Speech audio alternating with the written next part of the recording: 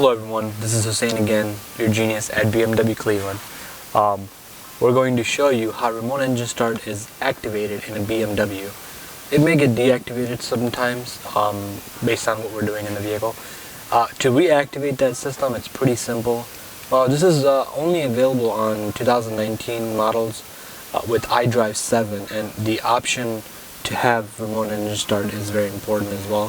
Some packages may come with it and some have to be a la carte differently, and once they're added into the vehicle, it's only factory option. Just so you guys know, it's a factory option, and to enable that feature on the X5 here, you're going to go to the car, go to settings, and once you go to settings, look for climate control tab. It is on this bottom tab here.